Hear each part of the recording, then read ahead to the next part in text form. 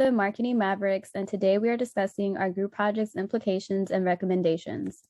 In this slide, we're examining the context and explanation of the problem we're tackling. For overview, the grocery market data utilize outlets such as websites, catalogs, and deals to curate buying options for customers. Through large data sets, grocery stores are able to better create meaningful insights that cultivate profitable growth for the company. First, we wanted to answer, how does age, education, household numbers, and income affect the revenue on different product groupings such as wine, fruits, meats, fish, sweet, and gold products? We wanted to understand how the demographic variables affect revenue on the outcome variables of revenue on different product groupings. Further, we want to answer the question of, under what circumstances do purchasing behaviors such as online, in-store, or catalog lead to different outcomes of the revenue on these product groupings listed above? Ultimately, our aim is to understand how behavioral variables might lead to different outcomes in product revenue. Now, I'll talk about marketing mix focus for our project. In earlier phases, we focused on segmentation and targeting. In last phase, we will talk about how promotions can be used for the segment targeting. Next, before we delve into our regression and clustering, we wanted to see some regression trend lines. How amount spent on products is trending with respect to correlated variables that came out from the results and analysis. Next, if you observe on this slide, amount spent on wine shows there is a huge jump from basic level 1 education to graduate level 2, after which it remains relatively constant. This is useful particularly where our regression model said that there is a $42 increase for every level increase in education to be used in a better way. On the other hand, we see almost flat line when it comes to amount spent on meat versus education. And lastly, we observed amount spent on wine can be seen drastically decreasing with every additional kid at home. On the other hand, wine had no correlation when it comes to number of teens at home. Zooming out, our first phase was clustering on demographics and then doing regression on each individual cluster on the outcome variables such as amount spent on wine, meat, fruit, and gold products. In the second phase, we performed regression on all customer demographic variables combined for outcome variables. Finally, we analyzed the results for both to come up with recommendations. To recall, we came up with 4 clusters as a solid base to build our process on. Our cluster tells us who our average cluster personality is. For example, in cluster 3, the average age of the person is 34 years old and has relatively low income and has 1 kid at home but no teen. Now we prioritize at the trends in wine and meat categories because they had the most significant statistical values.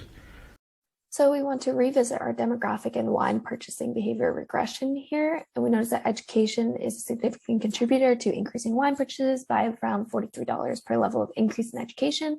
So we suggest putting wine ads in educational catalogs, creating ads that show people who appear smart.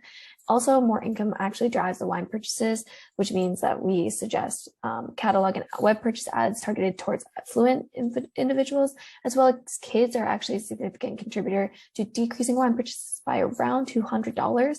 So we can either try to increase purchases from parents, placing wine closer to children's products in stores, or placing wine ads and promotions in parenting catalogs, or we can also promote products to people with no kids. Next, to revisit our cluster analysis, we noticed that catalog and web visits actually increase purchases. So we want to advertise the website more, increase ads and catalogs aimed towards older generations. Also, web purchases increase most for cluster 2, while deals actually decrease the value. So we suggest ads for people who do not have children, decreasing the deals that are offered for this grouping, and advertising the website more. Third cluster, we notice that store purchases increase the most and deals actually decrease the value again. So we want to offer small deals for in-store purchases since these people have lower income, as well as increasing the web visits and placing wine near children's products. Lastly, for cluster 4, catalog purchases increase the most, meaning that we want to promote web visits and catalog visits, as well as arranging the wine near children's products. Now coming over to the demographic regression results for meat products. Income, kids, and teens are strongly correlated to the amount spent on wine. The general recommendations are to target more promotions to higher income earners. And for parents with children, 2 things can be done. A, try to increase purchase from parents with children more. And B, promote meat products to people that do not have kids or teens at their home by either placing the meat product near to or away from the kids section. Now, this is interesting how both of these can be achieved together. We can do A/B testings to see the impact of these recommendations. Talking about cluster-wise results for meat. For cluster 1, number of catalog purchases has the highest correlation to wine revenue.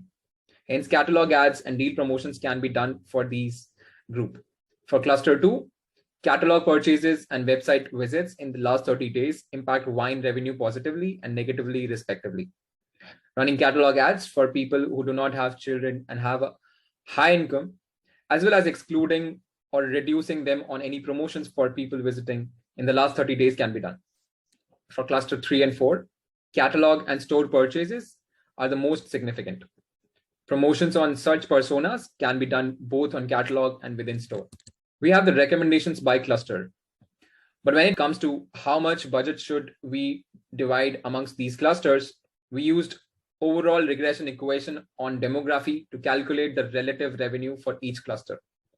Using that data, we came up with budget tiers, keeping the least performing as a mere 10% to start with, so that we do not completely shut off.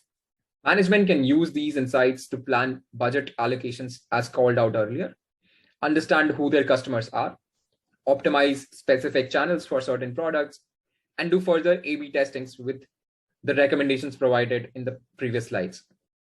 These recommendations are of high importance to retail management because, as per the research done by Rakuten, on an average, 26% of marketing budgets for retail get wasted due to inefficient strategies. Thank you for listening, and we are open to questions now.